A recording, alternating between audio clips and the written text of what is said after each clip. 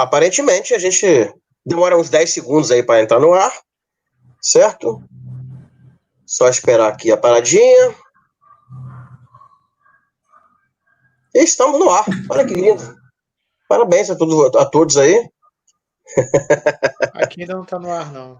Não, aqui já apareceu já. Aqui tá no Agora ar. que apareceu, agora apareceu. Beleza. Bem, amigos da Rede Globo, mais uma vez estão aí. Dessa vez com o Jaime. Espero que realmente tem um delay em relação ao vivo, né? Mas tudo bem. Tem sim. Então, o lance é tirar o som lá do que tá no YouTube e a gente conversa por aqui. O máximo acontecendo aqui do lado aqui, tem a janelinha, né? Que é bom, tá no PC, tem a janelinha que vai aparecendo os comentários que o pessoal posta lá, vai aparecendo aqui. Ele é até melhor que o outro que eu tava usando por isso, né? Esse patinho aí que parece pra gente aí, tem aquele... É um pato simpático, vamos dizer assim. Bom, boa tarde, Jaime, tudo bem? Opa, tudo bem. Assim, bom estar numa sexta-feira com vocês. Assim. É como se a gente não tivesse encontrado antes, você apareceu agora do nada na live. Hoje chamamos o Rafael também, que o Rafael acho que ainda não tinha participado, infelizmente, já era para ter participado várias vezes. Ele só fica rindo de longe, só a gente falando besteira. e obviamente o Otávio, que é o meu parceiro de lives aí. Figurinha repetida.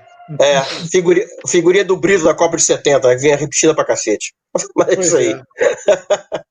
E aí, Jaime? Cara, falando da Copa de 70, cara, não é tão velho assim, não. Não sou, mas era uma piadinha recorrente, acho que no Cacete Planeta, cara, coisa dessa. Aí eu gravei essa merda aí. E aí, Jaime, como é que tá aí o isolamento social aí?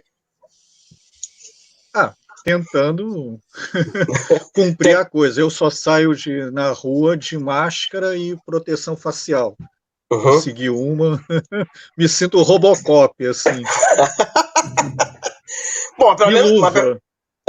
Não, de luva eu não tenho saído, não consigo, cara. Eu boto e com coisinha de álcool gel. É outro álcool, desculpa. Eu descobri que eu odeio máscara. Pois é. Eu descobri que eu odeio máscara, eu tô usando bandana. Bandana eu achei da hora.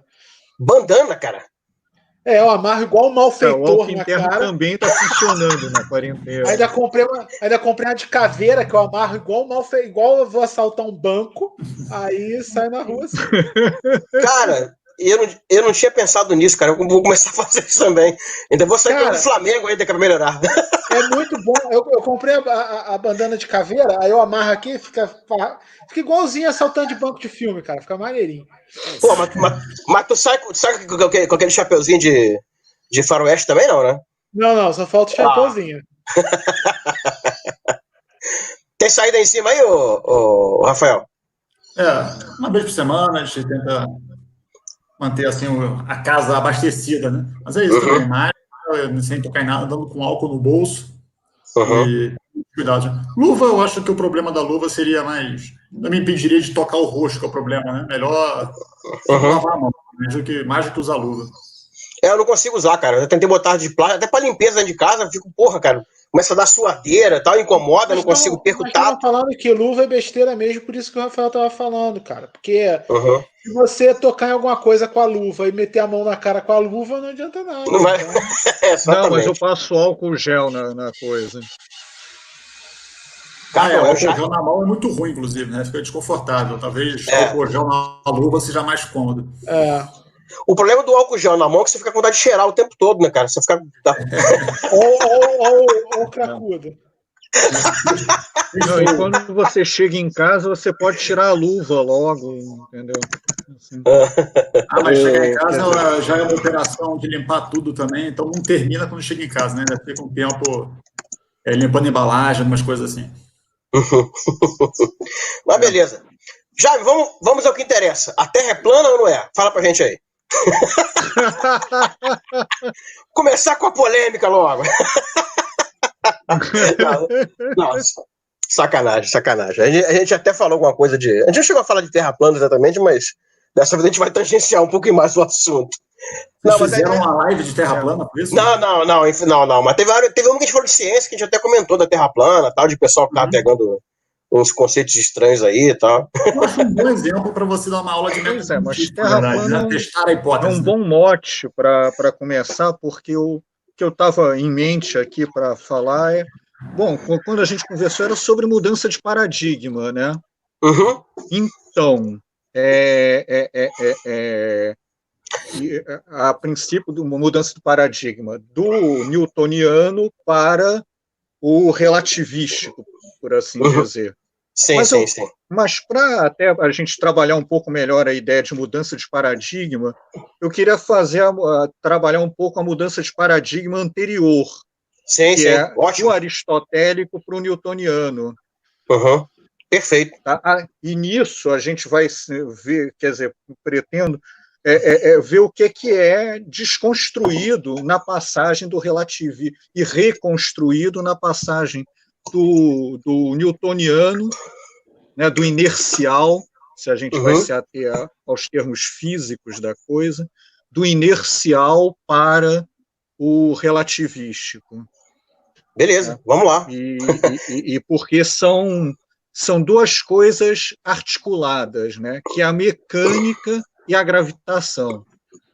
Os três paradigmas, de uma forma ou de outra, né, e o paradigma anterior ao inercial é o aristotélico, né? Nos três, de alguma forma, a mecânica está associada à gravitação.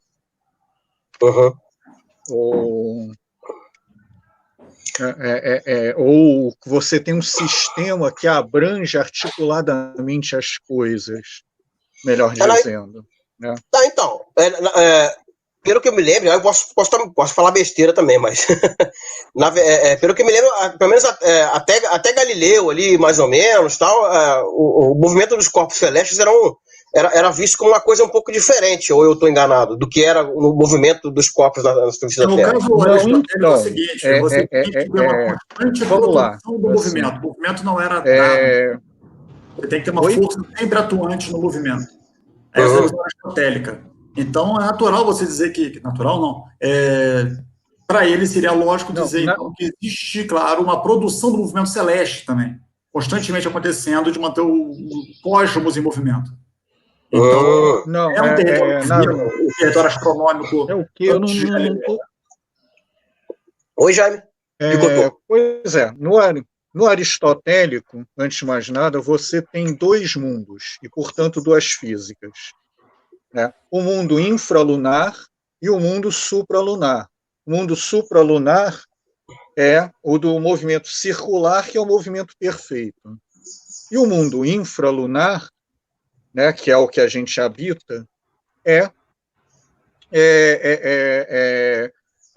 regido pela interação entre quatro elementos, que é a terra, a água, o ar e o fogo.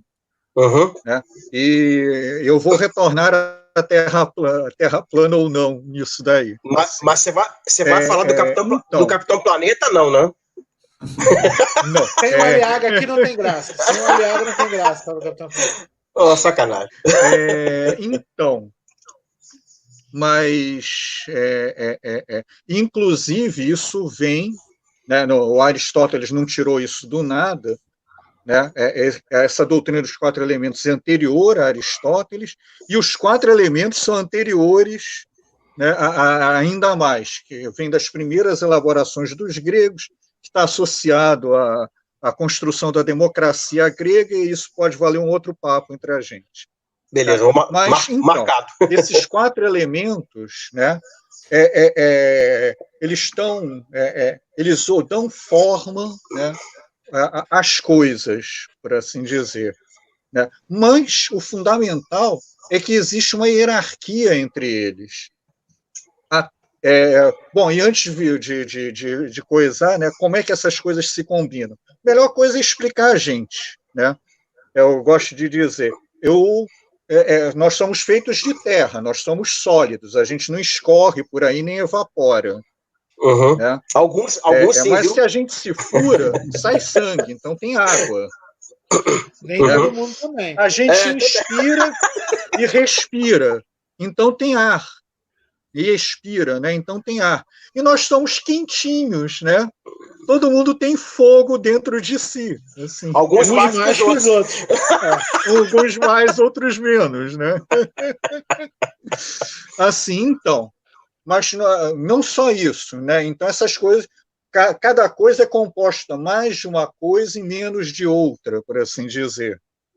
Né? Mas o fundamental é que existe uma hierarquia entre essas coisas. Né? A Terra, o elemento Terra, ocuparia o lugar mais abaixo de todos. Acima da Terra, a água. Né? Isso é explicável, né? Facilmente. Você entra no mar, mergulha, vai bater com a Terra no fundo. Então, a água ocupa um lugar, né, acima da Terra. Né? Agora, você está nadando por debaixo d'água, solta borbulha, o ar vai subir e encontrar a atmosfera. Né? Então, o lugar do ar é acima da água, que é acima da terra. E se você aquece alguma coisa, né, tio, a fumaça vai subir. Então, o lugar natural do fogo é acima do ar. Né? Tudo que aquece sobe, pelo menos para homem. Né? Assim,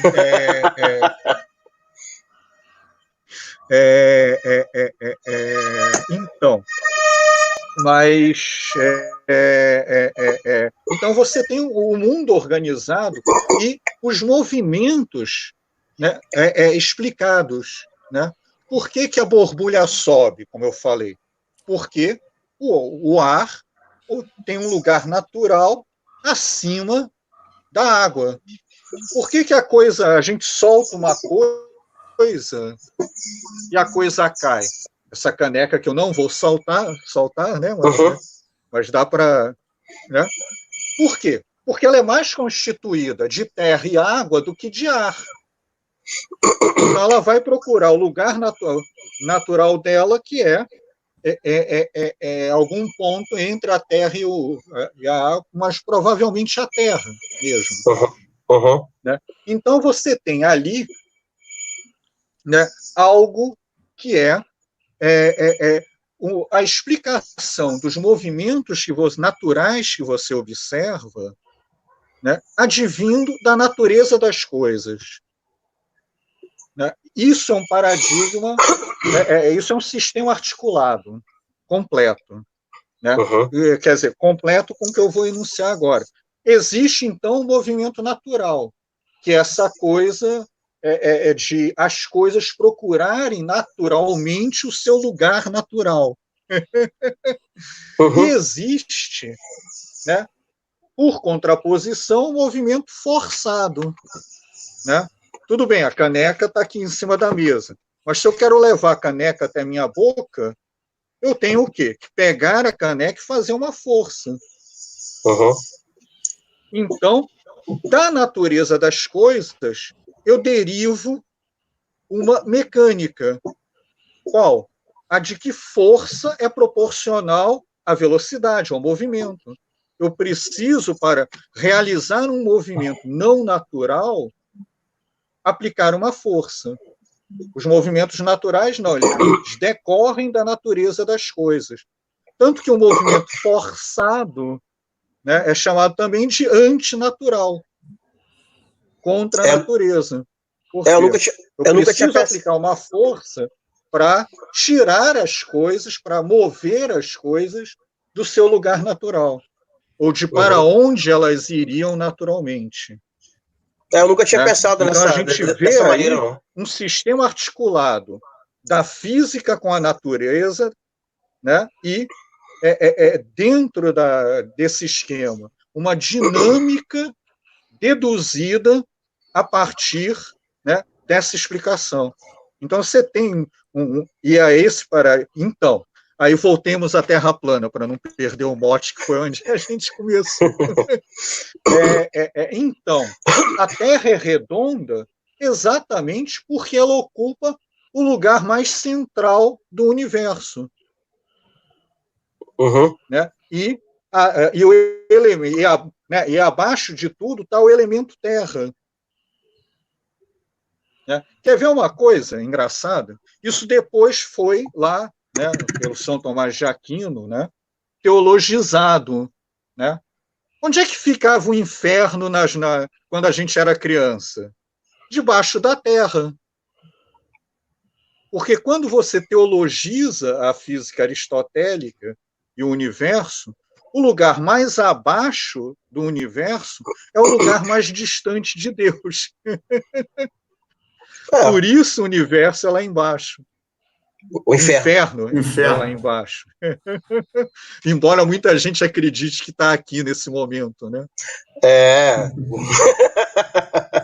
Mas eu não tinha pensado, eu nunca tinha pensado sobre esse ponto de vista de ligação. Acha que a gente está vivendo o fim do mundo já. Pode ser também, pode ser, é outra teoria. Ela pode não estar errada, de pandemia em pandemia, de Bolsonaro em Trump, entendeu? A gente chega lá. O ano não acabou, calma. Pois é. Ainda não. Assim. Mas já que você citou essa ligação entre os 4 elementos, tal, isso aqui eu não tinha escutado ainda, existe alguma explicação aristotélica para o movimento dos planetas? Não, então. Eles estão realizando o movimento perfeito. É outra física. É outro elemento, é o éter.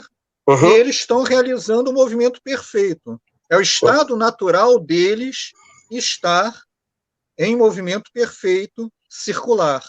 Daí que o movimento circular vai ser um tabu também. Sim. Mas, antes de mais nada, isso é fundamental também para a gente entender o paradigma inercial newtoniano, né, da mecânica newtoniana associada à gravitação newtoniana, né, você tem, então, 2 universos distintos. Aquele abaixo da órbita da Lua e aquele acima da órbita da Lua. Né, então, não existe, quer dizer, existe, né, então, né, existe aquele que é o responsável, né, pelo movimento das coisas, que é chamado motor imóvel, que quando Aristóteles vai ser teologizado, né, o motor imóvel do Aristóteles vai ser identificado a Deus.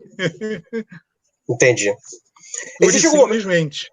Existe algum momento na história que essa adoção dos 4 elementos começou a cair? Óbvio, não foi de um dia para o outro, mas... Não, então, na verdade, no Ocidente, a história dos 4 elementos é breve. Essa é uma coisa. Quando as pessoas acreditam que o Aristóteles formulou lá e o Galileu derrubou, sei lá, 1.500 anos depois, quase 2.000 anos depois. Não, isso não é verdade, pelo menos em termos de continuidade cultural. Por quê? Porque quando da invasão dos bárbaros, Aristóteles é perdido. O mundo medieval ocidental é um mundo sem Aristóteles. O pensador, né, teologizado, né, que vai perspassar a Idade Média, é o Platão por via do Santo Agostinho. A Idade Média ela é platônica no sentido augustiniano da coisa. Entendeu? Mas, então, qual é a história da física aristotélica? Ela é preservada no Império Romano do Oriente, que vira Bizâncio, né? Quando perde a maior parte, quando só fica com a atual Turquia, a Anatólia e a Península Grega, né? Vira Bizâncio, etc. Ele é preservado inicialmente ali, passa para os árabes quando eles conquistam a parte do Império Romano do Oriente, né? E volta até nós pela reconquista da Península Ibérica. quando a Europa já tinha essa invenção também do Ocidente, que são as universidades. Né? Por quê? Em linhas muito gerais, porque você tem o mundo feudal é um mundo basicamente rural, né? Como os bárbaros destruíram os aquedutos, etc., Roma, que era uma cidade de mais de 1 milhão de habitantes, vai ter em torno de 5 mil pessoas no auge da Idade Média. É um mundo basicamente rural. Né? Quando a vida, o comércio ressurge, quando recomeça a vida urbana, né? Os monges também, né? A igreja era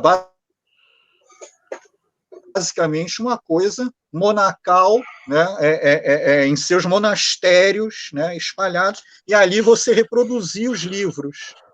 Né? Quando ressurge a vida urbana, a igreja tem que formar quadros na cidade. E os nobres aproveitam a estrutura de formar quadros na cidade, que são as universidades, onde cria-se esse mundo, né, de pessoas deslocadas originalmente, né, dos seus locais de origem, para viverem, né, o meio e o final da adolescência, o início da juventude juntos. Né? A literatura dessa época vai ter contos de picardias estudantis, né?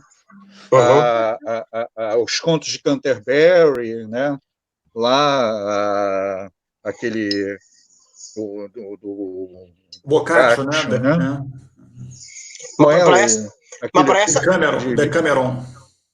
Decameron vai ter N contos de picardias estudantis. Mas para essa live a gente chama a Anitta para ajudar a gente, que eu tô.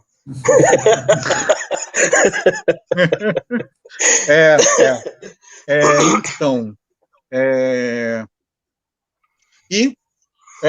Quando Aristóteles chega como um autor antigo, né, ele vai ser processado por essa estrutura universitária, né, e vai ser teologizado, como eu anunciei, pelo São Tomás de Aquino.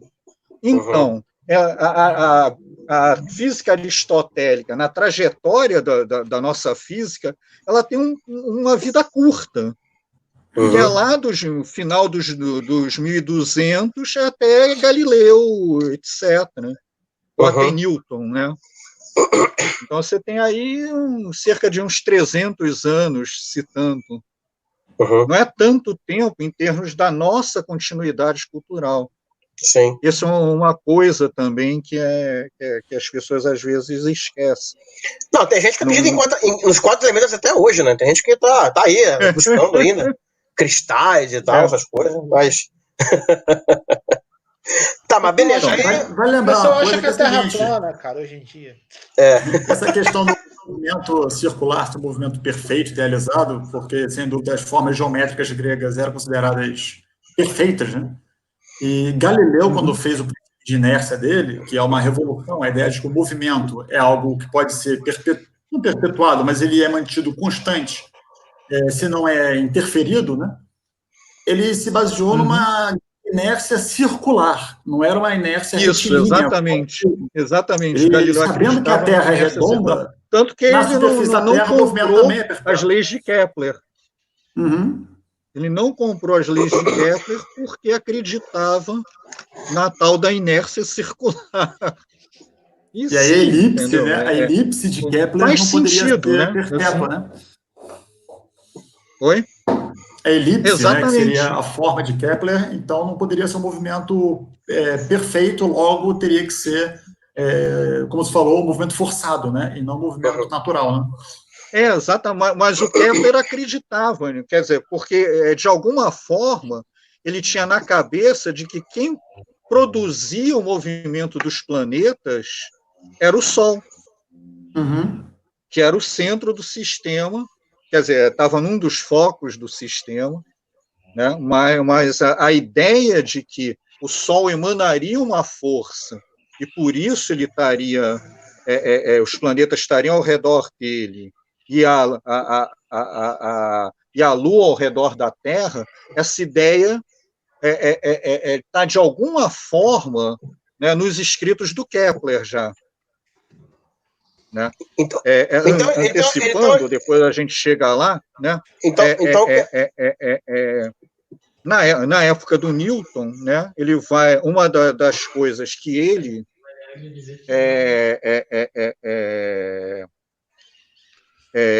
que ele utilizou para a feitura da gravitação foi perceber que só uma função, né, com o inverso do quadrado da distância descreveria órbitas cônicas.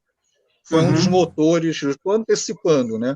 Mas foi um dos motores da feitura da gravitação pelo Newton. Então, o Kepler ele não se preocupou apenas em descrever as órbitas. Ele de alguma maneira ou de outra, ele acabou se preocupando também com o motivo, né? Sim, o Kepler era uma pessoa perfeita. Ele estava falando, né, nas formas perfeitas, né? O Kepler associou a cada órbita de cada planeta, né, um sólido regular. Entendi. O Kepler era uma pessoa profundamente mística. E, claro, com essas... Mas, né, não só ele, né? Newton também. Outra coisa, né? Qual foi a coisa do Kepler também? Ele foi o primeiro que foi sem preconceitos, né, com relação a trabalhar dados. Né? Por quê? Porque ele foi, né, nos tempos finais, o grande assessor do Tycho Brahe. E o Tycho Brahe tinha um sistema híbrido que salvava a física aristotélica, salvava a Terra no centro e assim continha o movimento dos planetas ao redor do Sol. Como? A Terra estava no centro do universo, né? Tem uns detalhes nisso daí, mas não é exatamente no centro, né? Deixa para lá. A Terra, perdão, a Lua e o Sol girariam ao redor da Terra e os planetas ao redor do Sol. Então, Mercúrio, Vênus, Marte, Júpiter e Saturno girariam ao redor do Sol. Mercúrio e Vênus com órbitas menores que a distância Terra-Sol. E Marte, Júpiter e Saturno com órbitas maiores. Era isso que Então, o Tycho Brahe, né, ele fez, por mais de 20 anos, medidas sistemáticas, né, tentando acumular dados para comprovar o seu modelo. O Kepler se tornou o herdeiro desses dados, mas ao invés dele ter um modelo a priori, o que é que ele faz? Ele tenta ver o que é que sai dos dados. Essa é uma postura realmente inauguradora. O que é que saiu dos dados? A órbita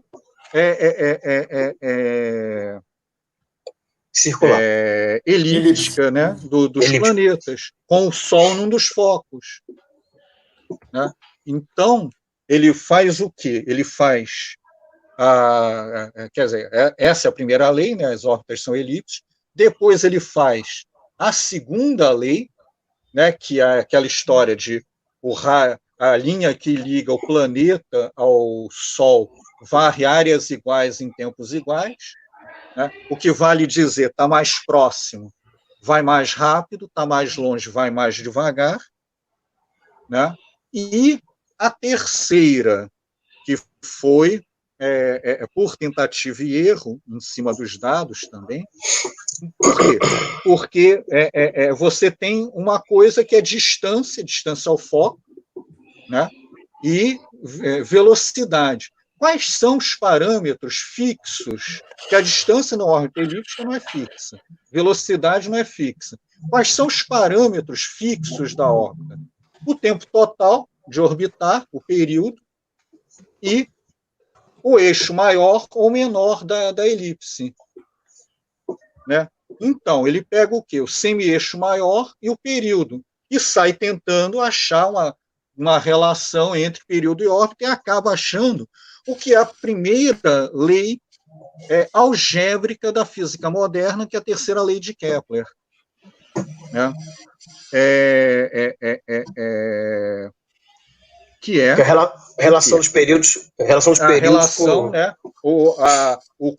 O cubo do semi-eixo maior sobre o quadrado do período é uma constante para cada planeta, etc. Né?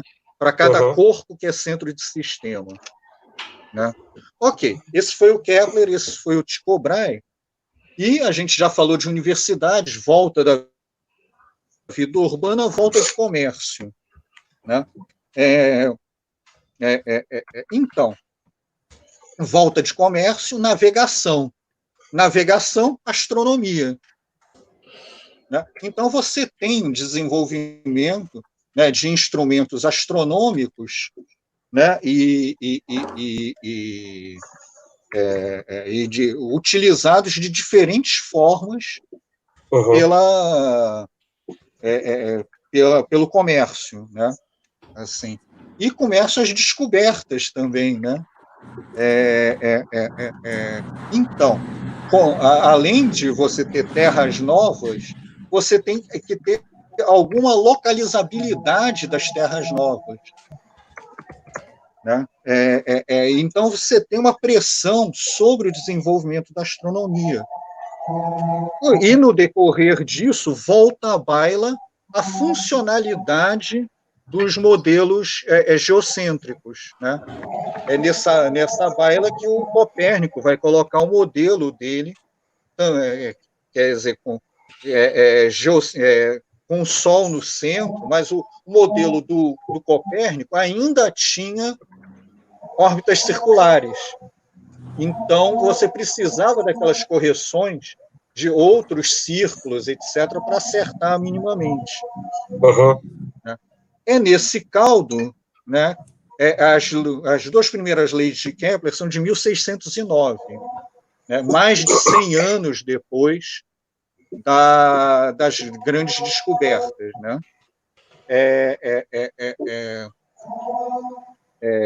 1609 é a época em que o Galileu faz uso astronômico de uma luneta. Ok. O que é que ele faz? O que é que ele vê?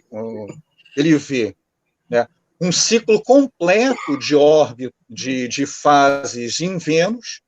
Se o modelo fosse heliocêntrico, você só iria ter de quarto crescente ou quarto minguante a Vênus, novo.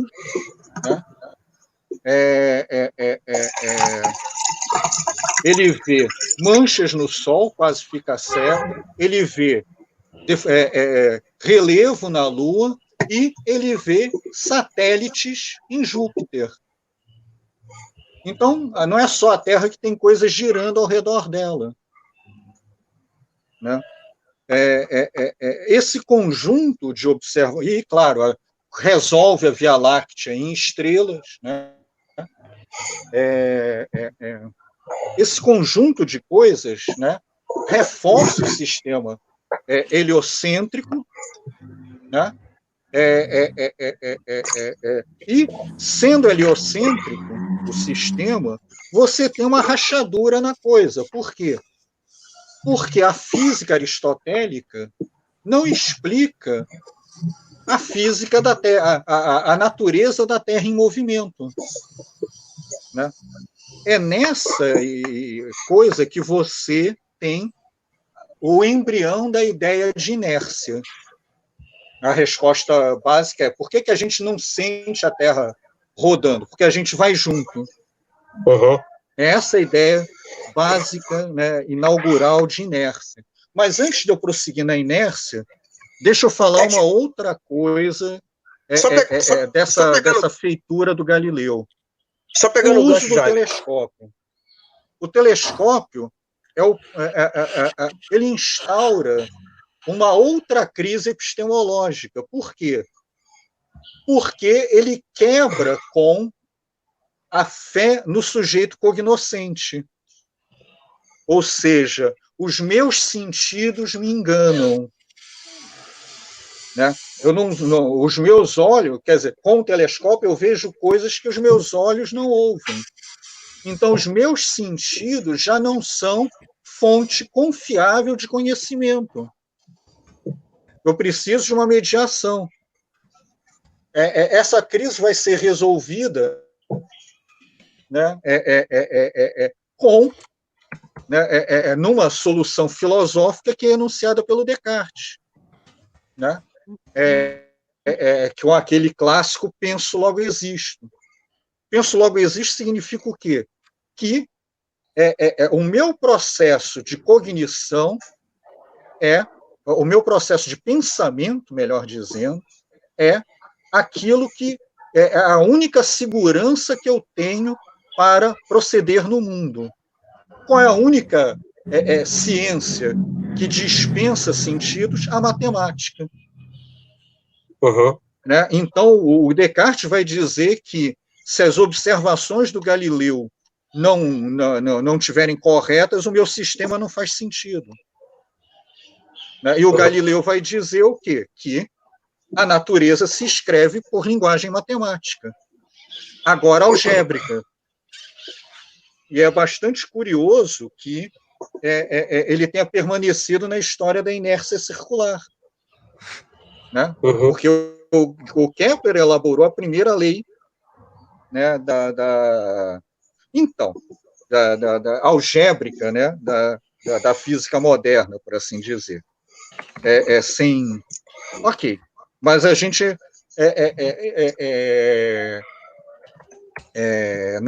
ainda não tem um sistema físico completo articulado à natureza só com uma ideia, princípio da inércia, as coisas vão junto. Né? Jaime, só pegando. Jaime, só pegando um gancho. Na verdade, a lei da inércia. Nossa, que barulho! Na verdade, a lei da inércia, ela também não surge do nada, né? Existia o lance do. Como é que é? Da teoria do ímpetus, né? Que era meio uma certa jabuticaba. Do ímpetus, sim.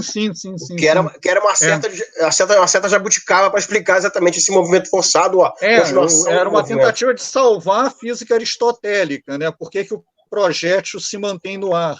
Isso. Porque desloca o ar e o ar empurra. Uhum. Né?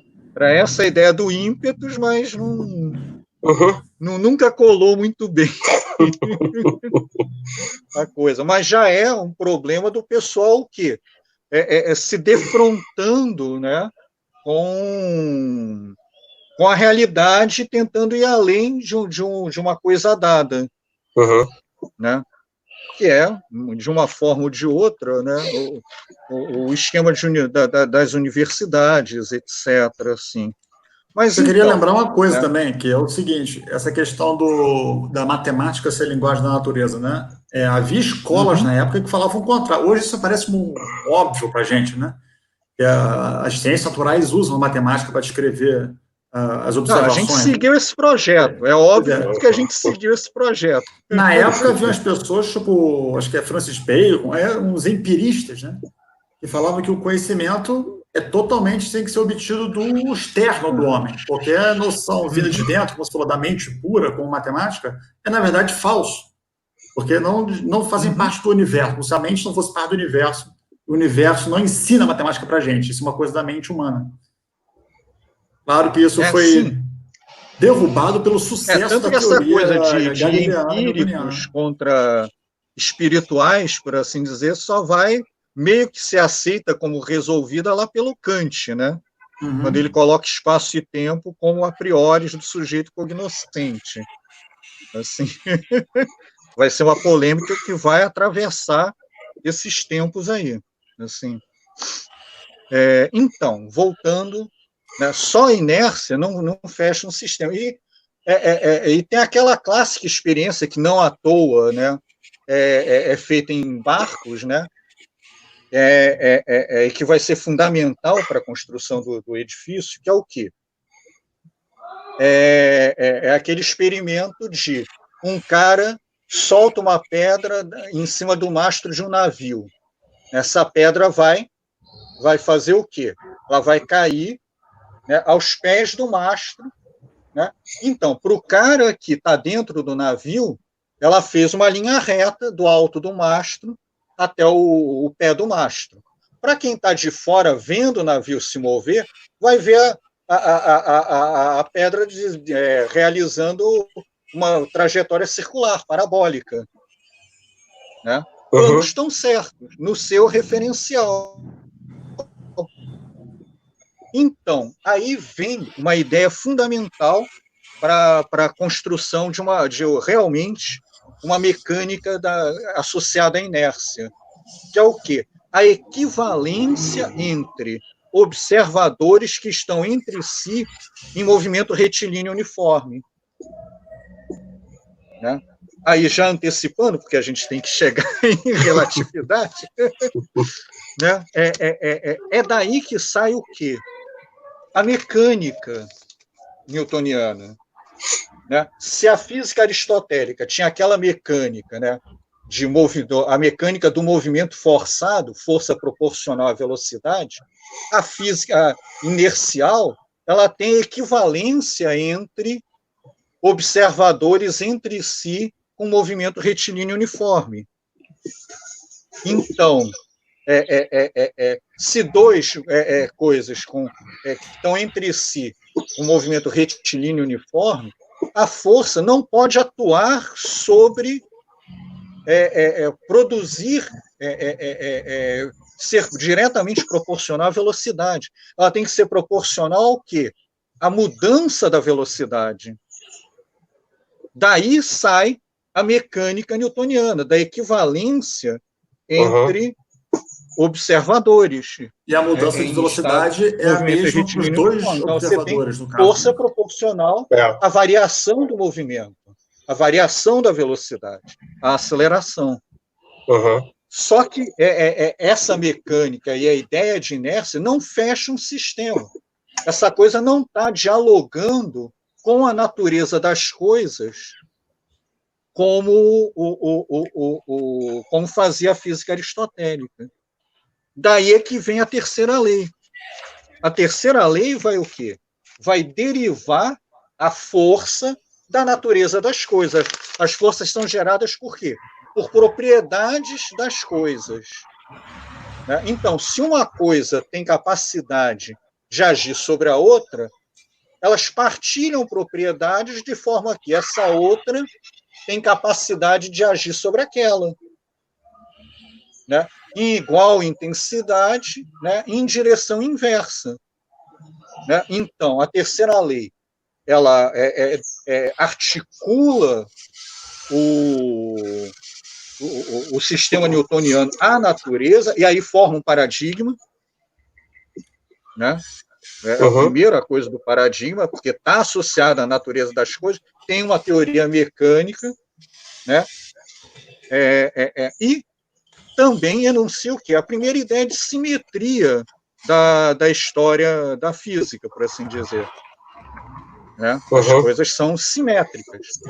Ok, mas o que está faltando que a física aristotélica tinha? A gravitação.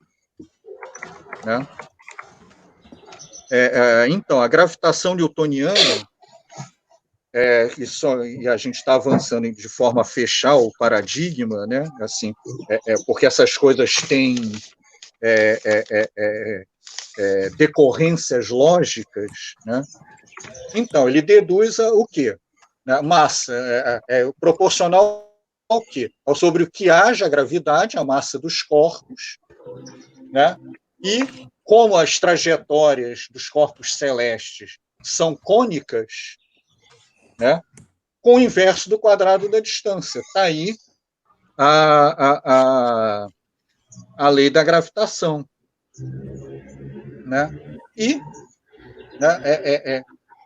ele explica, né, a queda dos corpos na Terra, né, a clássica história da maçã, a queda dos corpos na Terra como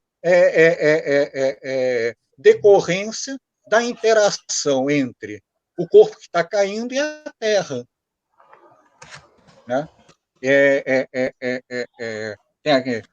Então, a maçã caindo e a Lua girando ao redor da Terra é em função da mesma interação. Né? Sendo que a Lua, sei lá, teve por algum motivo uma velocidade inicial que a faz ter uma órbita cônica ao redor da Terra. Enquanto que o corpo, de uma dada altura, né, ou projétil, etc., não tem velocidade suficiente para entrar em órbita. Então, ele cai em algum lugar da Terra. Né? Quando ele faz isso, né, é a grande unificação. Né? A física aristotélica tinha uma física, né, de dois universos. Agora, não. A mesma força que faz cair os corpos sobre a Terra é aquela que atua, né, para fazer o movimento dos astros. E a Terra está em movimento, né, por uma dessas interações, está em movimento ao redor do Sol. E a Lua está ao redor da Terra também por esse tipo de interação. E a maçã cai também por esse tipo de interação. Então, você tem uma coisa, né, uma unificação. Né? E daí saem algumas ideias potentes. Né? Uma é a consequência dessa ser a mesma causa, etc. É que eu posso explicar o universo com a física que eu elaboro na Terra. O universo todo possui as mesmas leis. Esse é um corolário epistemológico da unificação newtoniana da queda dos corpos com a gravitação, da queda dos corpos na Terra com a gravitação. Né? Outros corolários são, né? E um fundamental, a interação gravitacional é instantânea. Só se for instantânea, ela faz sentido.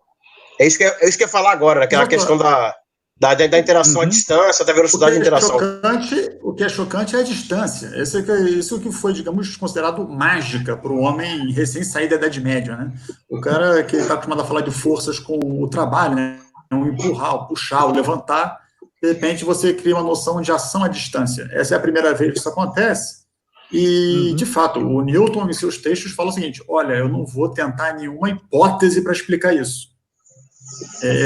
Nesse sentido, ele foi um pouco kepleriano em falar: olha só, é dos dados que eu tiro essa teoria, e não é nem uma questão de eu estar colocando a mão. Está acontecendo. Pois é, e não sei por que a teoria só funciona se é instantâneo. Sim. Né? Isso é importante quando a gente for falar de relatividade geral, né? Essa crítica permanece até Einstein. Isso aí o que é a gravidade. Vai ser o nó que o Einstein vai desatar. Vai ser com a relatividade geral, vai ser exatamente isso. A gente antecipando o negócio já. Vai ser exatamente essa questão da instantaneidade. E também falando da inércia de Newton, né? A questão de o que é o referencial inercial, o que seria, então, por exemplo, as forças inerciais, que seria tipo quando você faz uma curva com o seu carro para a direita, você é jogado para a esquerda. Essa força não existe, não tem ninguém te empurrando ou sendo jogado. Né? Essa é a mudança de um referencial inercial para não inercial. E críticas apareceram, né? As pessoas falaram isso: olha só, quem faz essa força em você?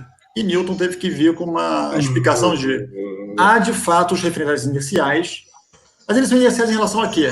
A algo transcendental chamado o espaço. Né? O espaço existe como agente físico. Exatamente. Porque são questões em aberto. É o quê? Qual é a origem da inércia? Pois é. Qual é a origem da inércia? Essa é uma discussão que vai perpassar, né? A física toda, Einstein, etc. Né? O Einstein vai dialogar com um cara, né, o tal do Ernest Mach, que vai dizer que a origem da inércia é a força gravitacional de todos os demais corpos do universo. A média das matérias do universo, né? Como se fosse isso. Isso, a média das matérias do universo, isso. A origem da inércia. Né? Outra coisa é a natureza do espaço. Né? E exatamente. Outra coisa é o movimento absoluto com relação ao espaço. Quem realiza, como é que eu meço o movimento absoluto? E por que ele exerce uma força em você e você são essas as questões em aberto. Mas né, de qualquer forma, né, essa é outra ideia fundamental, o espaço é o cenário no qual os fenômenos acontecem no tempo, que é um tempo que passa absolutamente igual para todos os observadores, independente do seu estado de movimento. Então, você tem uma independência absoluta entre espaço e tempo. Né?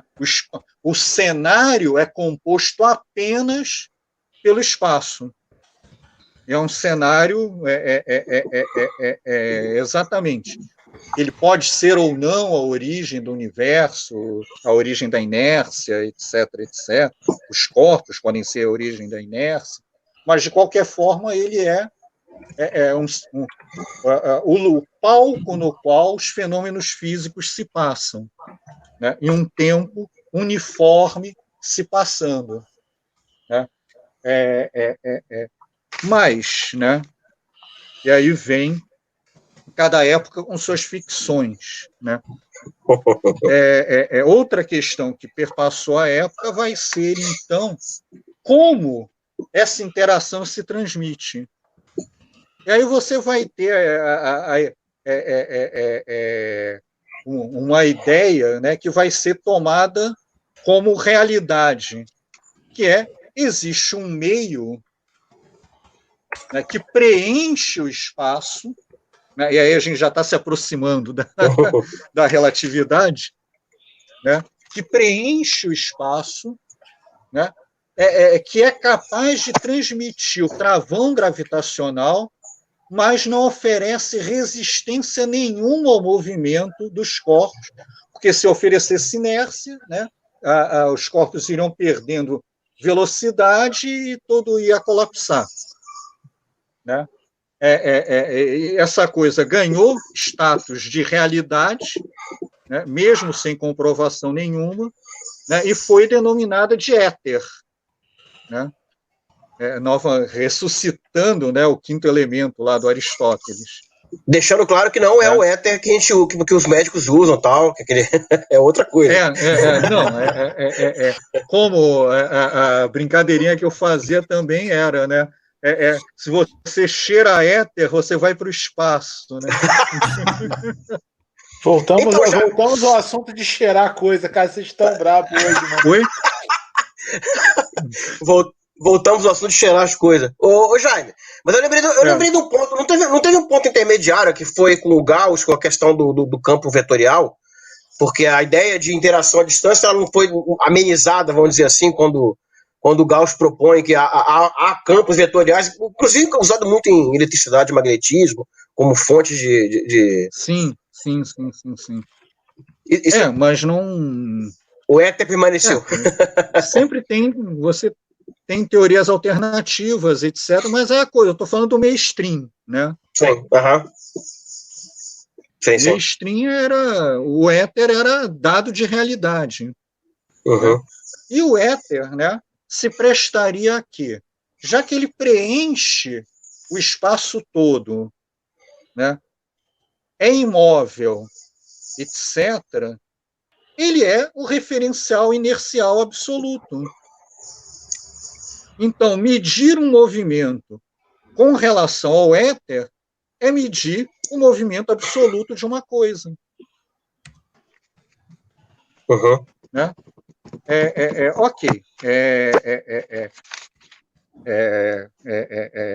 Isso vai ser objeto de um experimento, mas aí entra exatamente o que você estava falando, o eletromagnetismo, né? Que vai ser a fonte, né, da segunda Revolução Industrial até a quinta agora, né?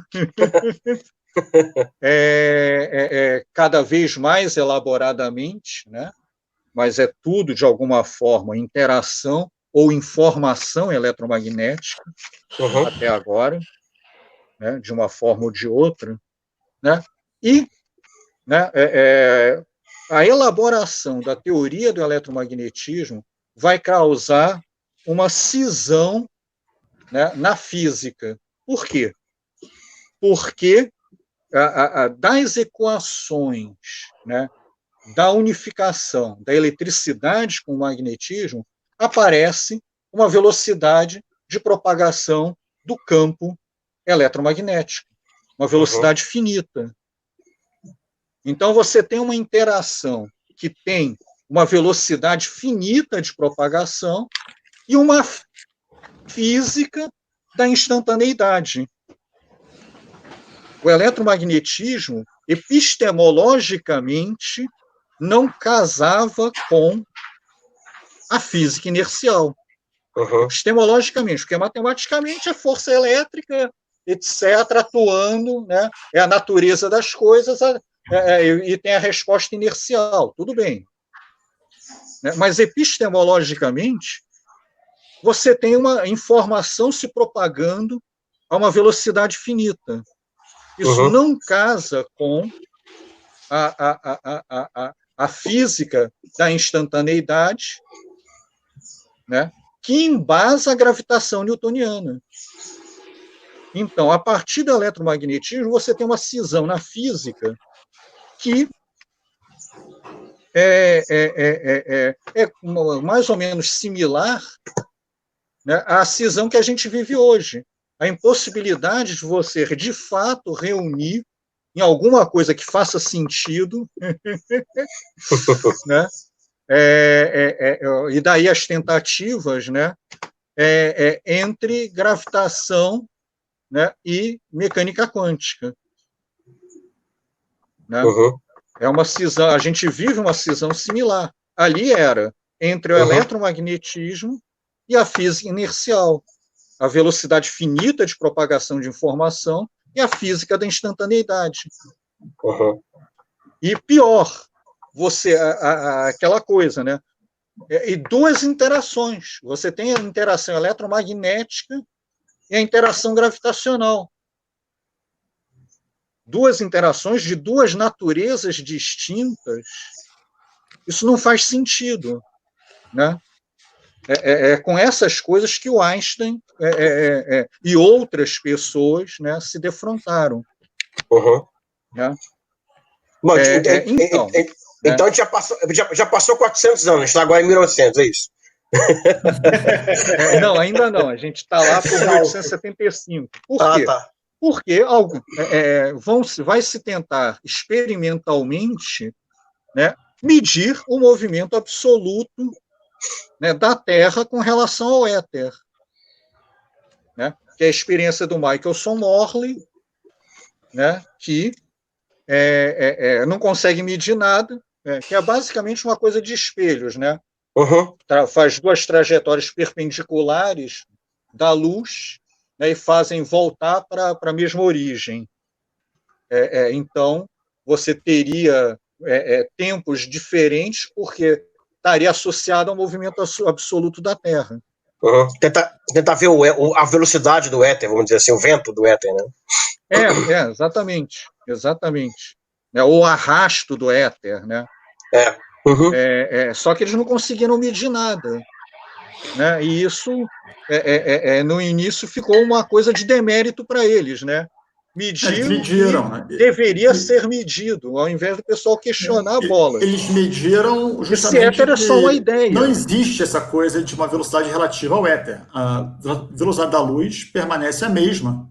Não importa a direção do movimento da Terra, né? Qualquer direção que você apontar seu medidor, seja paralelo ao movimento da Terra, perpendicular ou antiparalelo, o resultado dava o mesmo. Então, quer dizer, a ideia do éter ou a gente arrasta o éter com a Terra, né? A gente que usou essa hipótese, né? E a Terra, com a gravidade dela, arrasta parte do éter. Então, o éter está em repouso na vizinhança da Terra. Porque, enfim, é mais um epiciclo que você está botando, né? Mais um remédio em cima de teoria que você vai botando, em vez de procurar uma explicação fundamental. Né? Não, só lembrando também que o experimento do Michael C. Morley já era muito famoso, né? Era um experimento, acho que chegado até prêmio e tal, porque eles estavam medindo um monte de coisas, espessura de filme fino, um monte de coisa que eles estavam fazendo que estava dando certo pra caramba. Pô, arrumaram um experimento bom, hein? Serve pra isso? Serve, vamos lá medir. Aí não deu. Mas até então o experimento não era um experimento só para isso. Ele tinha sido construído para outras coisas. Mas é interessante que no contexto da época era um dos grandes problemas da física na época, era essa questão do éter, o problema da inércia e do eletromagnetismo. É o Lord Kelvin que fala, né? E tem duas nuvens. Lord Kelvin. As nuvenzinhas. E uma delas era a questão da velocidade da luz no éter, e isso não está em concordância com a inércia, né? E a outra é o que deu origem à mecânica quântica, né? Que seria a radiação de corpo negro. Tecnicamente, o problema não é equipartição de energia, mas para todo mundo que está acompanhando e é mais leigo, é a luz que sai de um forno. Né? Mais ou menos isso. Isso. Então, agora sim a gente chega em 1905. Por quê? Lá e vai Eu perdi. Qual foi? Aí o cara vai ligar a luz do forno dele e fala: radiação de corpo negro. Tá certo. Essa doeu. Assim. Então, aí chegamos a 1905, né? O Einstein diz desconhecer o experimento de Michelson Morley, e ele vai fazer o quê? Ele vai elaborar uma mecânica... Isso foi caô dele, hein? Você sabe que foi, não foi? Eu também acho. O artigo dele... O negócio devia ser conhecido demais para não... O artigo dele... A Europa não era tão grande assim, né? Ele fala de tentativas infrutíferas de detectar o movimento do éter. Ele fala isso no artigo dele. Ele não cita o experimento, mas ele fala essa frase.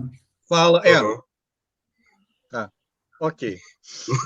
Então, a elaboração primeira do Einstein é o quê? Resolver a mecânica. Então, ele faz... Por quê?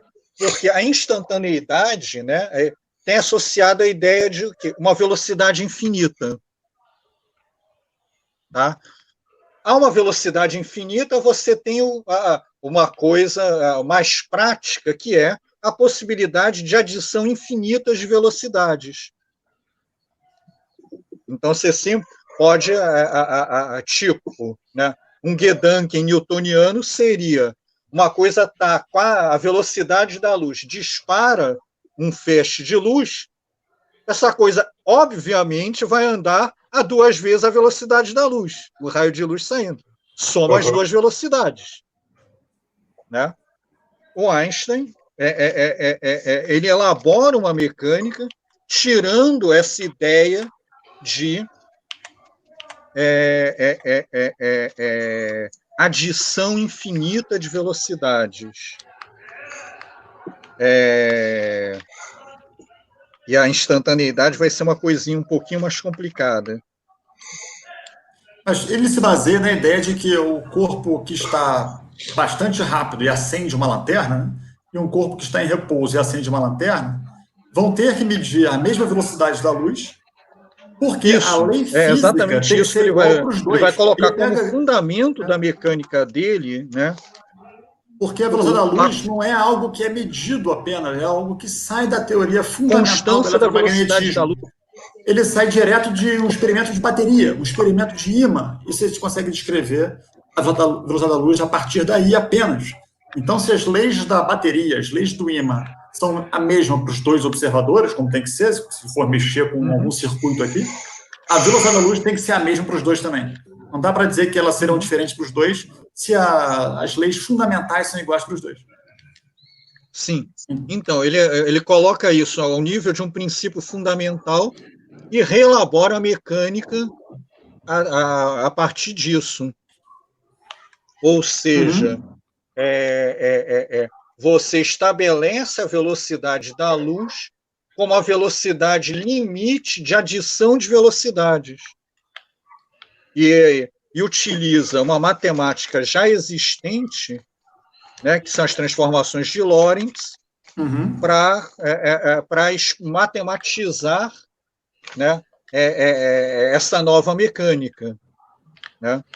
Então, a relatividade restrita tem essas duas ideias fundamentais, né? Eu errei numa prova. Eu errei numa prova de relatividade restrita que eu calculei a velocidade do fóton com a transformação de Lorentz. Eu errei numa prova de relatividade restrita. A única questão que eu errei na prova foi calcular a velocidade relativa do fóton. Aí eu olhei assim, por que tá errado? Aí foi até com o Barsi, que eu fiz relatividade restrita, ele falou, cara, o fóton é a velocidade da luz. Aí eu, é verdade, professor, eu sou um idiota. Mas olha só, eu não tinha... Uma dúvida que sempre surge para quem está começando a estudar relatividade é o lance das transformações de Lorentz, né? Porque, como é que Lorentz... o que Lorentz estava procurando e por que ele acabou batendo tão na trave? Eu não sei qual é, digamos assim, o alvo aqui da transmissão. É um público mais leigo? Vamos explicar o que é transformação de Lorentz primeiro? Talvez seja bom isso. Depende de quantos tem online, cara. Tem um assistindo, cara. É a Lívia que tá assistindo. Não explicar o que é, não. Segue o baile, vamos lá. Não, mas depois alguém vai assistir a parada. A transformação de Lorentz é o seguinte: se tiver dois observadores que estão em velocidade relativa entre eles vão fazer medições a respeito do espaço e do tempo diferentes entre si. Basicamente é isso. Uhum. Isso. Beleza. Mas o que é que o Lorentz tinha feito, as transformações dele é o que a gente chama de teorias ad hoc, né? Teorias feitas para resolver um dado problema, né? Então, as transformações dele resolviam o problema da mecânica associado ao eletromagnetismo. Mudança de referencial, né? Mas não tinha física por detrás. Né? Então, a matemática da relatividade geral são as transformações de Lorentz, mas elas decorrem, né, de uma explicação física, que associa o quê? A validade das leis da física para referenciais inerciais, né?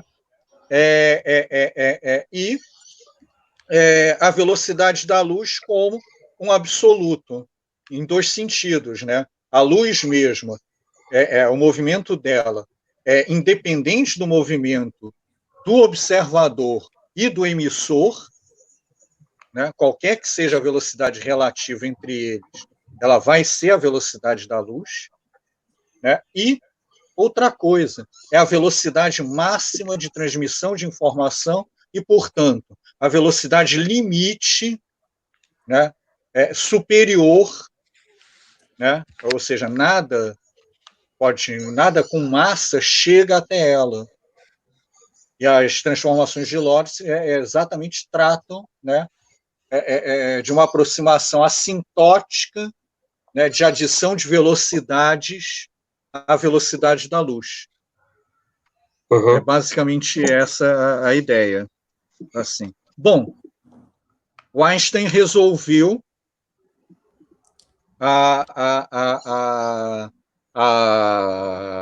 o problema da mecânica, não resolveu a da gravitação, mas de quebra ele faz uma unificação, né? No século XIX você tinha dois princípios de conservação: o princípio da conservação da energia, né, e o princípio da conservação de massa, que vem da química.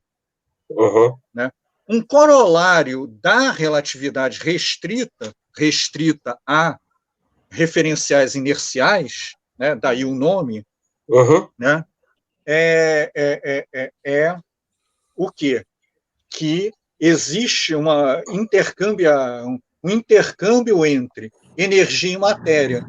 Você pode destruir matéria e obter energia, ou condensar energia e obter matéria. Então, ele unifica dois princípios que estavam separados. Né? E mais, né? Outra consequência da relatividade restrita é que observadores diferentes, né, vão medir intervalos espaciais e temporais diferentes. Né? A diferença quadrática entre esses intervalos é que vai ser igual para os observadores. Eu gosto de fazer um exemplozinho que é o seguinte: é um trem, né, que é um Gedanken, né, um experimento pensado, assim. É um trem se movendo, né, é um vagão de trem com um cara com duas lanternas bem no centro do vagão. Né? Ele dispara simultaneamente as duas lanternas, né, e a piadinha, se ele é mais estrábico do que eu, ele vai conseguir ver os dois feixes de luz chegarem simultaneamente na frente do vagão e atrás do vagão. Né? Para um observador que está do lado de fora, ele vai ver o quê? Bolas, o trem vai ter andado, a velocidade da luz é a velocidade da luz, né? O trem andou, esse intervalo aqui, percorrido pela velocidade da luz, é menor do que o cara, quando disparou as lanternas, vai chegar antes aqui. A coisa andou. Então, eu vou ver do lado de fora isso daqui chegar depois. Então, você tem dois fenômenos, 3 medidas de tempo diferentes. Né? O que é igual para todo mundo? A diferença quadrática entre a velocidade da luz vezes o intervalo de tempo que eu marquei, né, daqui, menos o quadrado do espaço percorrido. Então, eu chamo isso de intervalo entre eventos, e então você precisa fazer agora um mapeamento dos fenômenos físicos com espaço e tempo articulados. Então, você não tem mais o espaço absoluto e todos os fenômenos acontecendo num tempo absoluto. Não. O que você tem são eventos acontecendo que podem se interrelacionar causalmente ou não, né? Mas eu marco esses tempos com duas coordenadas, espaço e tempo, para poder realizar qualquer conexão entre eles e, portanto, para poder explicar qualquer fenômeno físico com causalidade, por exemplo. Né? E a própria causalidade vai entrar em questão. Né? Por quê? Porque, como a velocidade máxima de transmissão de informação, não são os dois eventos que estão causalmente conectos. Né? A distância, luz entre eles, tem que ser menor. A distância entre eles tem que ser menor do que a distância que a velocidade da luz pode percorrer para que eles sejam, para que um obtenha a informação do outro. Dito de uma forma. Então, isso é relatividade restrita. Uhum. Mas, como no caso newtoniano da física inercial, o princípio da inércia e mesmo a mecânica da segunda lei não fechava um sistema. Você continuava com um problema, que era a gravitação. Bolas, a gravitação, ela, para a física ser a mesma, né, ela deveria obedecer o quê? A mesma natureza do eletromagnetismo. Tem uma velocidade de transmissão, né, uma velocidade finita, a velocidade da luz. Mas se a velocidade não é infinita, se não existe instantaneidade, a gravitação newtoniana não funciona. Por quê? Porque, exatamente, a Terra está aqui. Ela diz para o Sol: oi, Sol, estou aqui, o que eu faço? 8 minutos depois, o Sol ouve: oi, Terra, faz esse ângulozinho para lá. Aí, 16 minutos depois, volta a resposta do Sol. Nisso, a Terra não ficou esperando, ela foi andando. Então, você não teria sistemas orbitais estáveis sem interação eletromagnética, sem interação gravitacional, perdão, tivesse a velocidade da luz. Esta era a questão física a partir da aceitação. Se você aceitava a relatividade restrita. Era explicar a gravitação. O Einstein não tirou a gravitação do nada. Ele tirou a relatividade geral como um problema adicional a você ter a relatividade restrita. O sistema não está completo, falta a gravitação. Né? E qual vai ser a ideia do Einstein, então? A tal da equivalência entre massa inercial e massa gravitacional. Né? Quer dizer, que era a mesma, né? Em termos objetivos, né? O coeficiente de inércia, né, em velocidades não relativísticas é igual àquela quantidade sobre a qual atua a gravitação, a carga gravitacional, era uma coisa que era observada até as últimas casas de decimais de precisão que se podia. E até hoje é assim, inclusive. Uhum. Né? O que o Einstein faz é elevar isto ao grau de um princípio adicional à relatividade restrita. Então, a relatividade geral, e ela é geral, por quê? Porque ela faz a sinonímia entre gravitação e inércia. Ela vai dizer que fenômenos inerciais e fenômenos gravitacionais são da mesma natureza. É isto, entendeu? Então você tem o tal desse princípio, né? O princípio de equivalência entre massa gravitacional e massa inercial, adicionado à constância da velocidade da luz independente de observador. Quando ele faz isso, ele vai fazer o quê? Ele vai incorporar a gravitação ao cenário. Né? Na relatividade, na física newtoniana, o cenário era o espaço. Na física, na relatividade restrita, o espaço era um espaço-tempo plano, por assim dizer. E na relatividade geral, né, o espaço-tempo, né? Na relatividade newtoniana, você tem o espaço como cenário e o tempo passando absolutamente. Na relatividade restrita, você tem o espaço-tempo articulados, mas num cenário que a gente poderia chamar assim de plano. Né? E agora não.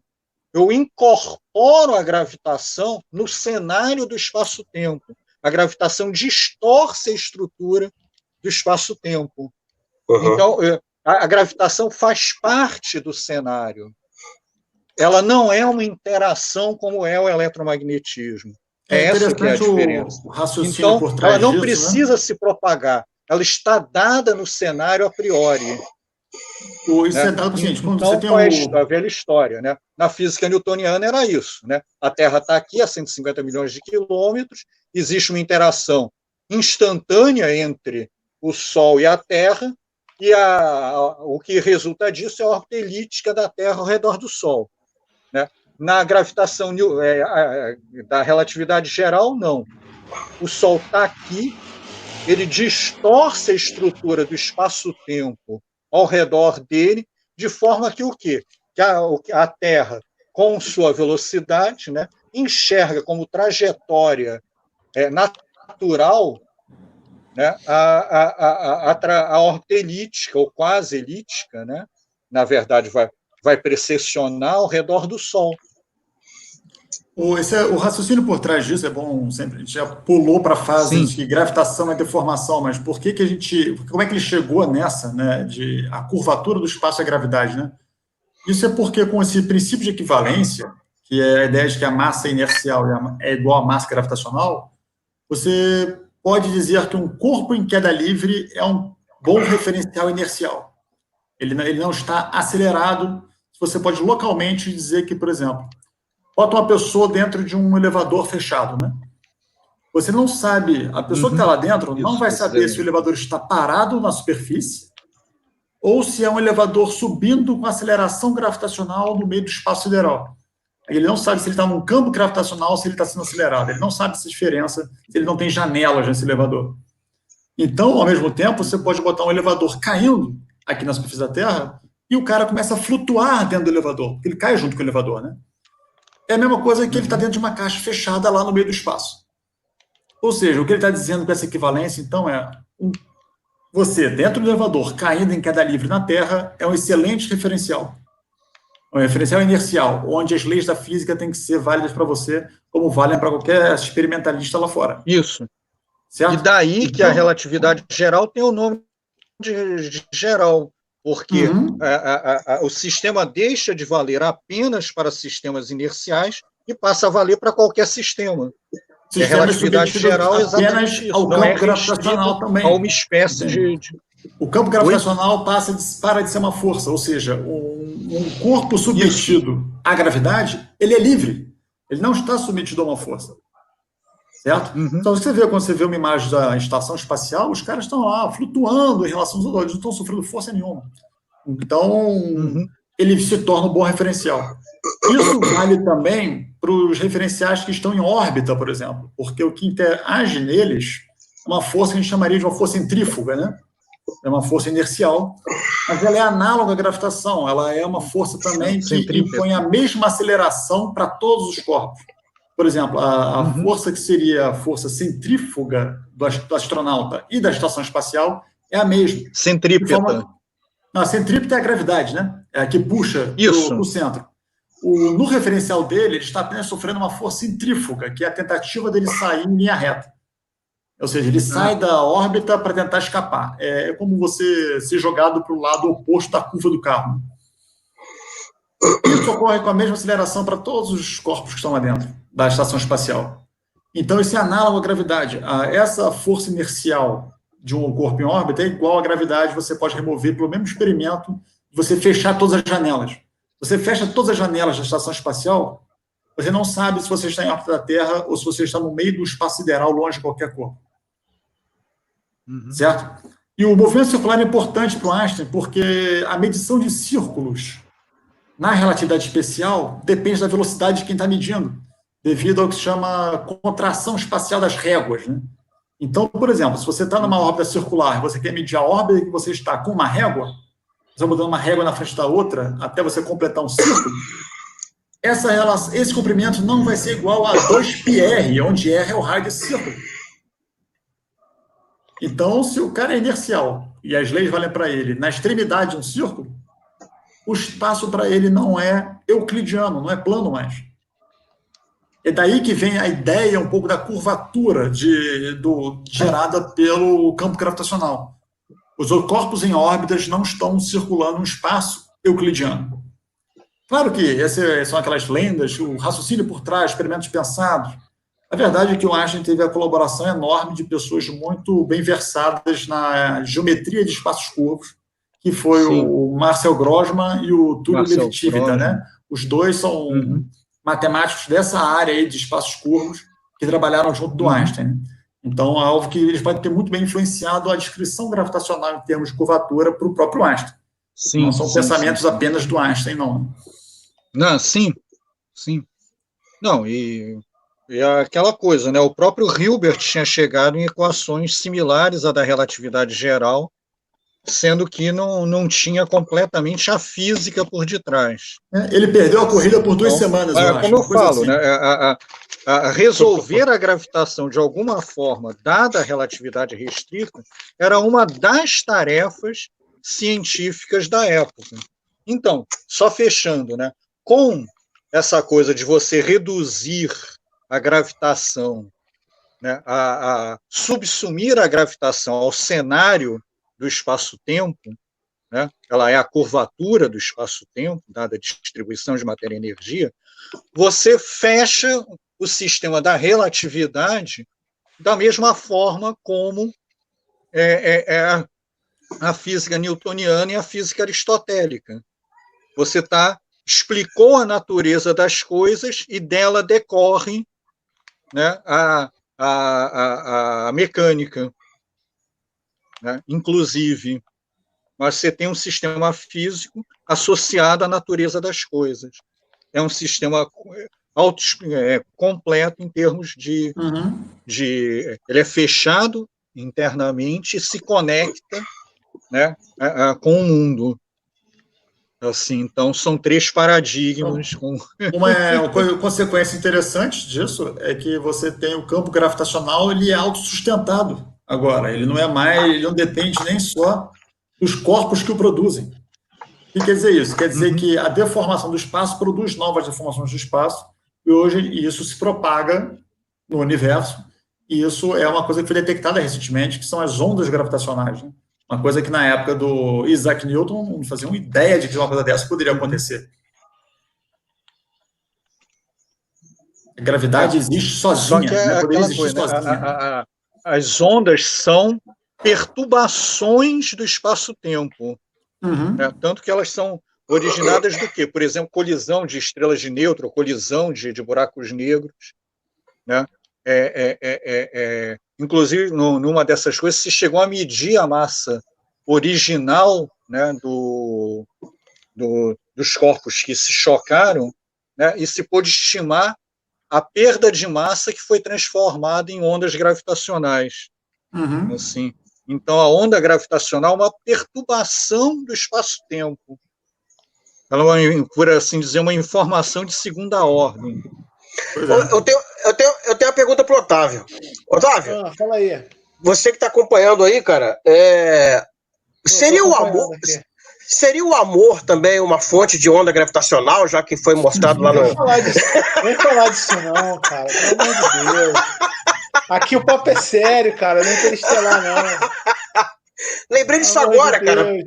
Lembrei disso agora, que o amor uniu a quântica com a gravitação, pô. Então, cara, de repente, né? A gente já tá em quarentena. Tem coronavírus aí, tu fica puxando papo ruim. Pelo amor de Deus. Não sei, de repente uma oscilação. Vamos falar de coisa boa, né? Vamos falar da TechPix.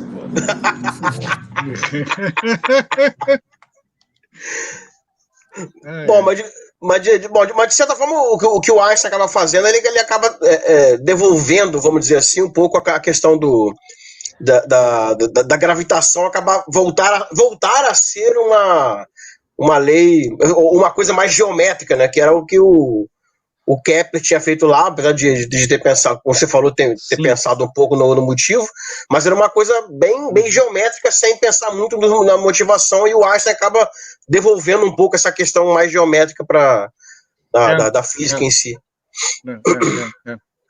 Só que aí é a geometria do espaço-tempo, né? A equação fundamental da relatividade geral é exatamente isso. Na verdade, é a distribuição de matéria e energia, já que são o mesmo, igual à estrutura do espaço-tempo. Essa equação fundamental da relatividade, é claro, depois ele acrescentou a tal da constante, isso é até outro, da constante cosmológica, né? Por quê? Porque ele primeiro tentou fazer um modelo de universo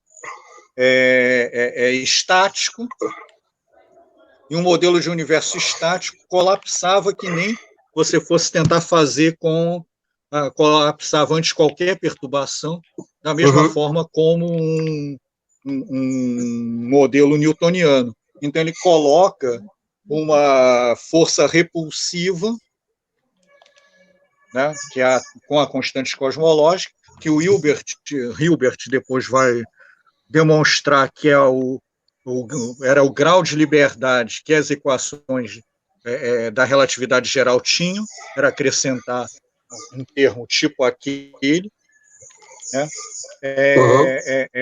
E aí você acaba, no fundo, tendo duas teorias da gravitação, né? Por quê? Você tem uma cujo limite de vácuo é Minkowski, que é o espaço da relatividade restrita, e outro você tem o tal dos espaços de Sitter e anti-de Sitter, que é só constante cosmológica. No fundo, você acaba tendo duas teorias de gravitação. Assim, é o preço de uma. Compra uma, leva duas. Compra uma, leva duas. Assim. E aí tem as comprovações, né? Só para completar, isso é uma coisa legalzinha. Primeiro, a história. Bom, tinha lá o negócio da relatividade geral, né? 10 equações não homogêneas de segunda ordem, etc. Para que serve isso? Nunca vai ter uma solução disso, né? Até que isso foi em 1915, né?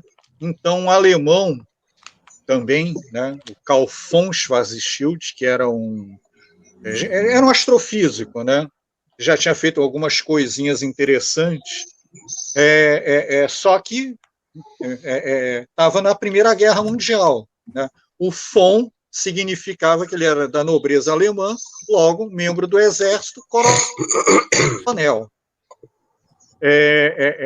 Então, o cara não podia levar telescópio, né, para trincheira. Ele leva a teoria da relatividade geral para passar o tempo. Que legal, hein? E se propõe o problema mais simples possível. Quem nunca? Assim, tem nada para fazer, né? Só desviar de bala, né? Assim. Gás mostarda, esse tipo de coisa. Assim.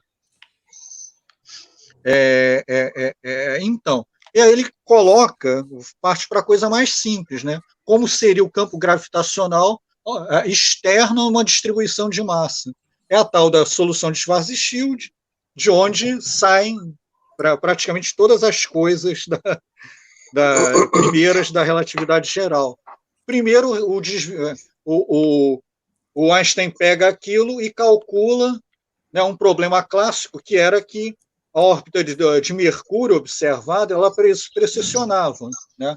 Isso era medido pela mudança do periélio de Mercúrio, né? O ponto onde da órbita, que era mais próximo do Sol, estava andando, né? A física newtoniana dizia que deveria ter um planeta entre Mercúrio e o Sol para perturbar, né, Mercúrio e explicar aquela precessão, né? Foi a mesma técnica utilizada para encontrar Netuno, né? Então, um dos caras, inclusive, que fez as contas para achar Netuno, que foi o Le Verrier, fez as contas para isso e acabou calculando o tal de Vulcano, que nunca foi observado ou cujas observações nunca foram comprovadas. O Einstein pega a solução de Schwarzschild, né, e ela dá exato, né, na precessão do periélio de Mercúrio. Né, foi o primeiro resultado assim, o Einstein entrou em êxtase, etc, etc. Mas aí que tá, tinha um problema nisso daí, que o fato de Vulcano não ter sido observado não significava que ele não existisse. Podia ser o problema observacional, está lá perto do Sol, então a relatividade geral ainda tinha lá seus, né, detratores sustentando. Não, bicho, a gente não observou, mas o bichinho pode estar lá. Né? E aí vem a história do eclipse. Né? O primeiro eclipse depois da Primeira Guerra Mundial. Né? Eclipse tem uma faixa estreita, de eclipse solar tem uma faixa estreita, né, de observação. Né? A faixa de observação ia da costa do Peru, atravessava os Andes, floresta amazônica, o sertão, né, do nordeste do Brasil, Oceano Atlântico, e terminava na costa africana. Né? Então, um dos fãs da relatividade da relatividade geral, né, que era o Eddington, conseguiu organizar duas expedições, uma para cá, para Sobral, no sertão, e outra para o litoral da costa africana, né, para a Ilha de Príncipe. Né? Foi em 29 de maio, né? Então a gente está próximo do aniversário de 101 anos disso, inclusive. Né? Ano passado foi o centenário disso. E qual é o ponto aí? O ponto é que a previsão... Porque você pode fazer um cálculo de desvio gravitacional da luz com física newtoniana. Basta utilizar a ideia de que a luz é uma partícula. E aí você tem a atuação. E não faz a menor diferença, né, se a massa ser zero, porque você cancela a massa, né, como você já fazia usualmente. Né? Então, você tem só a aceleração do corpo para calcular. Só que aí você tem a situação que a física newtoniana previa a metade da distorção da física da relatividade geral. Então, aí você tem um experimento, né, a observação de um eclipse, 2 teorias com resultados distintos e 4 resultados possíveis. Né? Não observar desvio gravitacional nenhum. As 2 estão erradas. Chover. Né? 2, observar o desvio newtoniano da luz. 3, observar o desvio da relatividade geral da luz. 4, observar outro desvio gravitacional que não newtoniano, nem o da relatividade geral. Né? Então, 4 possibilidades, e os resultados acabaram, né? Em Príncipe choveu, etc. O pessoal tirou poucas fotos, e mesmo assim com pouca nitidez, e pior, o resultado de Príncipe, o pessoal não ficou lá e observou, e foi comparar o resultado com outras fotos tiradas com outro material, etc., etc. Enquanto que a equipe que foi para Sobral, ela permaneceu em Sobral até a constelação de Touro, que foi onde o Sol foi eclipsado pela Lua, né, etc., pudesse ser visível à noite. Então, eles tiraram fotos das estrelas, né, durante o eclipse, né, e com o mesmo instrumento, né, com os mesmos instrumentos, fotos da constelação de Touro, principalmente, né, já visível no céu noturno. Então, é um material mais farto, de muito maior confiabilidade. É daí que a comprovação da relatividade geral veio um pouco depois, né, uns 2 ou 3 meses depois, não me lembro. É o tempo de tirar a foto do céu noturno e o pessoal voltar, né? A comprovação da relatividade geral só veio mesmo com os resultados do eclipse, porque aí não é se Vulcano existe ou não existe, não, está aqui. É o desvio gravitacional da luz, o desvio gravitacional existe e os dados batem com a previsão da relatividade geral e não batem com o da previsão de teoria corpuscular da luz com mecânica newtoniana. É a partir dali que a relatividade geral ganha seu status de teoria comprovada. Né? Só por causa do eclipse de Sobral, né, que está para fazer 101 anos, ano passado se comemorou, né, bastante. Isso com um monte de nazista enchendo o saco do Einstein na época, que ainda foi um pouquinho antes da Segunda Guerra, né? Não, pois isso foi 1919, eu gosto de dizer, naquela época o Einstein ainda era alemão, né? O Einstein teve um breve período como alemão, né? Depois da relatividade restrita e antes da ascensão do nazismo. Foi o período que ele não conseguiu o cargo de professor em universidade alemã, né? Foi parar lá no coisa de patentes de Berna, exatamente porque judeu não entrava em universidade alemã como professor. Eu digo, a cidadania do Einstein, né, lei completa, valeu da relatividade restrita até a ascensão do nazismo. Mas eu acho que ele pediu para não, para ser expatriado. Não Teve um seriado, aqueles Genius, eu acho. Que eu acho que ele comenta isso, ele fica puto por alguma coisa e fala: não, eu não quero mais ser alemão, não. Aí ele pede pra ser. Acho que ele fica expatriado, que ele fica sem nacionalidade. Isso já bem antes ainda da ascensão do nazismo. Eu não lembro agora em que época que foi, se ele já era professor. É uma informação que eu vi no seriado, que pode estar errada também, inclusive. Então só para encher o saco. Mas parece que sim, parece que ele pediu. Acho que ele já não acreditava muito nesse nacionalismo e tal. E como já estava borbulhando essa coisa ainda. Depois... O Eddington também, né? Tanto que o Eddington ele chegou a ser preso durante a Primeira Guerra Mundial na Inglaterra, porque era um pacifista, ele era contra a guerra. Então, ele teve uma certa oposição ao querer fazer a expedição para comprovar a relatividade geral. Claro, primeiro seria a teoria de um alemão destronando a teoria do inglês, né, do Newton. Né? E depois que ele tinha mais intenções pacifistas, olha a Inglaterra comprovando uma teoria de um alemão, do que científicas. Mas não, ele era, de fato, um fã da relatividade geral. Assim. Entendi.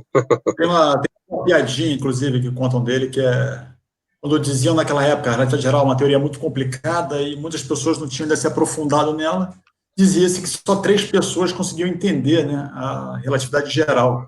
Aí o aluno do Eddington, no meio da aula, pergunta para o professor como é ser um dos 3 conhecedores da teoria da relatividade geral. Aí o Eddington parou e começou a pensar, assim, parecia que estava em dúvida, né? Aí o aluno, professor, sem falsa modéstia. E o Eddington responde assim, não, estou querendo saber quem é a terceira.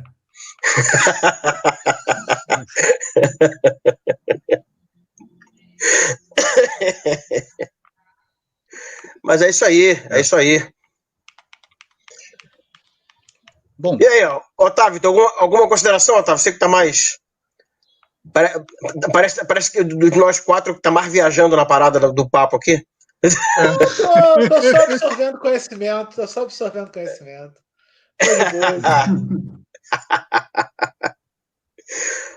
Mas, Jaime, você acha que vai ter alguma mudança na teoria da relatividade por conta dessa energia escura, massa escura, essas coisas? Você acha que não, porque isso tudo cabe na relatividade geral. Energia escura pode ser tanto a constante cosmológica quanto uma pressão negativa. O negócio se for uma pressão negativa e não a constante cosmológica, né, qual é a natureza dessa pressão negativa? Né? Mas, matematicamente, aliás, a energia escura foi identificada, né, porque você utiliza a relatividade geral como um dos pilares da cosmologia científica. Né? Ou seja, ela mesma que traz os dados observados à luz da relatividade geral. E é por isso que aparece, então, a aceleração do universo, e dentro do quadro da relatividade geral, você tem essas 2 explicações. Ou é a constante cosmológica, ou é uma pressão, né, negativa, né, de alguma coisa, etc. Nessas coisas, não existe algo que invalide a relatividade geral. A descoberta desse comportamento da matéria, que seria provocado por uma energia escura, matéria escura, isso cabe na descrição da relatividade geral, desde que identifiquemos que componentes são esses, né? Tanto a matéria escura quanto a energia escura, que pode ser fora do escopo da relatividade. E mesmo que a relatividade geral tenha que sofrer modificações por causa desses comportamentos, ela tem um regime de validade. Como toda teoria, ela vale num certo regime. E aí, claro, que para o sistema solar, a relatividade geral está impecável, ela está invicta no sistema solar. Né? Então, quando você vai para uma escala galáctica, surge, então, o problema da matéria escura. Quando você vai para uma escala cosmológica, surge o problema da energia escura. Mas isso pode ser ou matérias exóticas que existem no universo, a gente não sabe ainda a natureza delas, ou que a relatividade geral vale para um regime mais local do que pensávamos. Né? Precisamos expandir a relatividade geral para espaços maiores, que seriam as escalas galácticas e extragalácticas. mas ela está correta no que ela se propõe a fazer, por enquanto. Né? Deve ser o amor, cara, é o amor. A questão é a questão tá correta, mas pode estar incompleta, né? Isso, Teve papo de sempre, assim. Porque ela funciona, só que para algumas coisas ela não funciona. Então tem que ver por que está acontecendo ali, sim, né? Sim, a própria coisa ela não é uma teoria de tudo porque é incompatível com a mecânica quântica. Ela sozinha. Não só a escala cosmológica, mas também ao contrário, a escala oposta, né? A escala do microscópico. O que seria uma relatividade microscópica, né? É o que a gente espera de encontrar no buraco negro, né? O buraco negro não tem integridade material suficiente para vencer o colapso gravitacional. Então, a relatividade geral domina numa escala que é regida pela mecânica quântica. E essa teoria, fundir essas duas coisas, a gente não conta, talvez esteja até longe de conseguir ainda. Ou não. Depende, né? Porque na época do Einstein, como dizia, as duas nuvenzinhas, né? Ninguém sabia que ia chegar o Einstein e ia, em 4 artigos em um ano, resolver o problema. Botar a base da solução desses problemas. Né? Afinal de contas, já tinham descoberto tudo que tinham para descobrir da física, né? Isso aí. Essa frase foi atrás, e não foi o Lord Kelvin que falou, tá? Foi o próprio Michelson que falou do experimento de Michelson-Morley, e não é bem isso. Ele falou o seguinte, que os pilares já estão colocados, não é bem que tudo já foi descoberto. Tá. Cara, você tá acabando com as piadinhas de estudando matéria. Passando pano aí. Rafael tá passando pano. Pô. Deixa a gente falar mal do Kelvin, cara. Pô, uma derrota isso. O Kelvin é um cara que falava muita coisa de que não sabia, não é que não sabia, mas ele estava falando de problemas que não tinha como resolver na época. Por exemplo, a idade do Sol, de onde vem a energia do Sol? Numa época, 50 anos antes da física nuclear, né? Então, ele virava para o geólogo e falava, geólogo, você está errado porque essa terra que você está medindo aí, as camadas do solo, não pode ter 1 bilhão de anos, porque o Sol não existia há 1 bilhão de anos, logo a Terra não existia. E a verdade é que o geólogo está certo e o Lord Kelvin apenas não sabia tudo ainda, né? Outra coisa, né? É tipo a gente falar de nióbio, entendeu? Nióbio relativístico. Mas fala, Jair. Bom, uma observação, né? É o seguinte, a gente já chegou em refino tecnológico a ponto de necessitar de correções de relatividade geral. Todo mundo usa atualmente, né?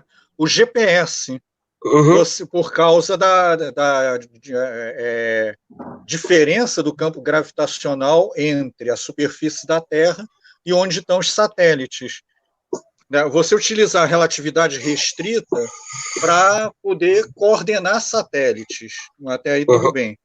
Mas para fazer interação entre superfície e coisa em termos de geoposicionamento, né, você precisa levar em conta a correção da relatividade geral.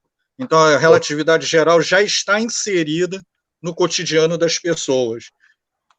O curioso é o seguinte, né, a correção relativística pela relatividade geral vai no sentido oposto da relatividade restrita e é maior. Ou seja, ela é absolutamente fundamental para você fazer o geoposicionamento correto. Então, a gente já usa a relatividade geral no nosso cotidiano e eu posso jogar isso na cara de qualquer engraçadinho que me perguntar para que serve, o que eu faço? Por ter o GPS, brother. Pois é o que eu ia falar agora. É pegar um terraplanista falando mal e usando o GPS. Terraplanista, explica o Uber aí. Eu quero pedir o Uber, tá bom, mas sem o GPS. Exatamente. Ai. Beleza. 1h50, tá bom. Ainda temos um espectador ainda? Acho que tem, não sei. Tinha dois da última vez que eu vi. Ah, beleza. Acho que... Bom, mas aí, vocês querem fazer alguma consideração final? Tem alguma coisa que a gente esqueceu de falar? Jaime, o que a gente esqueceu de falar? Esse é um papo infinito, né? Mas eu... Sobre relatividade geral, mas foi gostoso, assim, uma tardezinha de sexta, assim. Quando essa agrura que estamos vivendo hoje em dia terminar, né? Aí a gente pode fazer isso aqui num barzinho para o público, aberto ao público. E transmite ao vivo, transmite do bar ao vivo. Também pode ser. Também é uma boa, A agrura que eu tô falando não é a doença não, tá? É o político lá em cima, tá?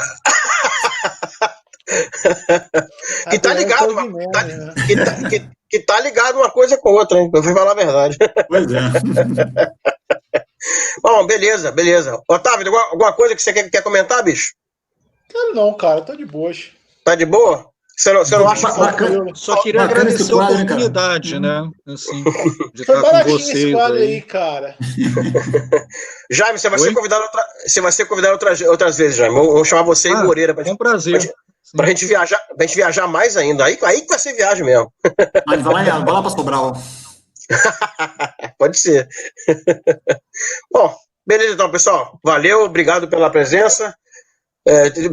Teve um que falou agora há pouco aí que tá desde o começo, obrigado você também. É PRZ, então não sei pronunciar isso. Pergunta se ele tem alguma pergunta. Pergunta se ele tem alguma pergunta. Se a galera tiver alguma pergunta que quiser perguntar, não sei se tem 4 pessoas assistindo. Eu tô com a parada aberta aqui. O Otávio também. Beleza. Então, mas deve ter umas 2 pessoas só assistindo. Um deve estar fazendo café essa hora. O outro pediu cerveja. Não, mas esse vídeo ele fica no meu canal. Então a galera geralmente costuma. A gente tem poucas pessoas assistindo aqui, mas geralmente uma semana depois tem quase 100 visualizações. E além disso, depois o Germano bota no canal dele também. Então, aí lá, eu acho que a coisa ainda é mais difundida. Então tem sempre alguém vendo, tem sempre alguém comentando. Sempre que comenta, a gente responde alguma coisa. Mas tá de boa. Beleza. Pessoal, brigadão. Obrigadão pela presença. Valeu. Obrigado. Boa pandemia para vocês. Assim. Obrigado para você também, Jaime. Depois, quando eu editar o áudio, eu compartilho com vocês também. Tá tranquilo. Valeu. Obrigadão, pessoal. Valeu, gente. Deixa eu terminar, terminar o broadcast aqui. Valeu! Falou!